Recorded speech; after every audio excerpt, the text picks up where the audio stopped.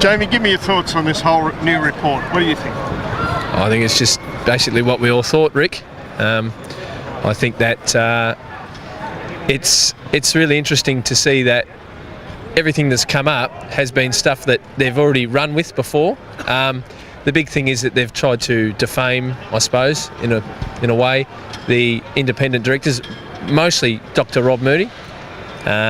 But look, it's just basically what we expect is what we get from them basically now, because who have they got to answer to? They've got no one to answer to, so they just do whatever they want, don't they?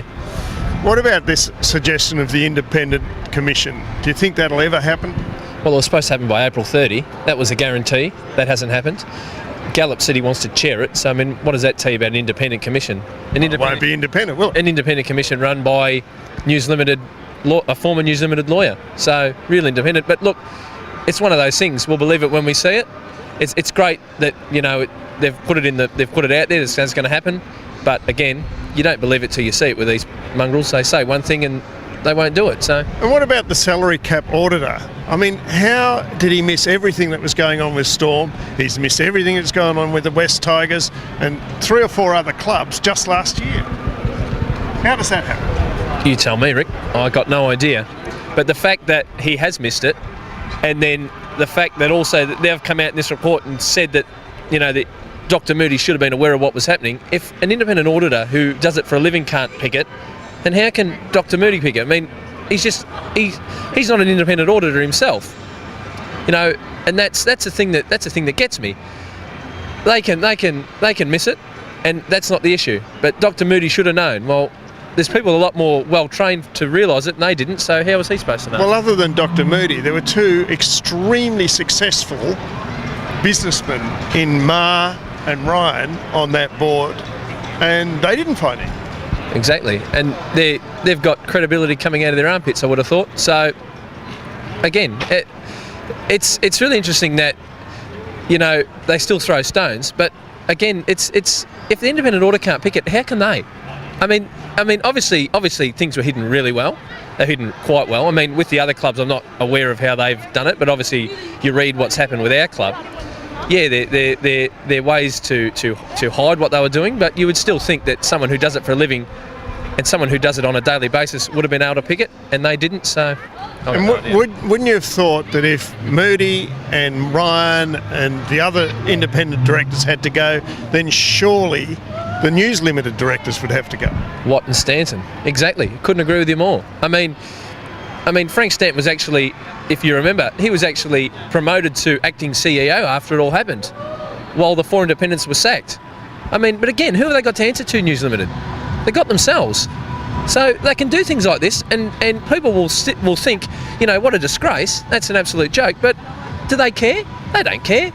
They don't care about fans of the game. They don't care about rugby league supporters. They care about themselves. They care about their own interests, and obviously their interests include Watt and Stanton.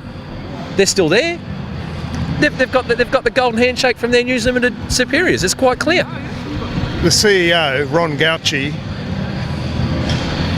wants the supporters to move on. Can they? Well, you know my philosophy on his Move On campaign. That's just designed to basically make us forgive and forget, and I'm not prepared to forgive and forget. No, we can't move on. We can't move on for 2 reasons. The main reason is the fact that it could happen again. There's still 2 people there, as you alluded to before, that were involved. Now, they're still involved. So who's to say that we're not rorting the cap this year? Who's to say that we're not doing other things illegal? And who's to say if we win it this year that it won't get ripped off us again? No, you can't say it, because they're still there. Guilty parties are still there. It doesn't make any sense. The other reason is, well, it's just, well, yeah, that's the main reason anyway. That's what I think. Look, him telling us to forgive and forget and move on is just a ploy to make us just, stop harbouring grudges towards his employers, because that's who he's loyal to. I mean, I've got to be careful what I say about him, as you know, as everyone knows, I think. But I mean, people can see for themselves. They don't need me pointing it out. And if he wants to sue people or threaten to sue them in order to shut them up, well, that just speaks of how much in tow he is with them. This season, how are you going to go? Yeah, good. We're going all right at the moment. Yeah, we're going well. We've obviously had a lot of home games to start the year, so we're in a position where we should be in. The test is going to come towards the back end of the year when we're playing away from home. At least they've had time to gel together. They have. This year was going to be a real test, and it has been a bit of a test. We lost Greg to, wherever, first to Brisbane, then to South, and we lost other footballers like Hoffman, Lima. But look, we've unearthed some. Look, Gareth Widdop this year has played brilliantly. Our forwards have been fantastic. We've bought players who weren't even playing, like Woolno.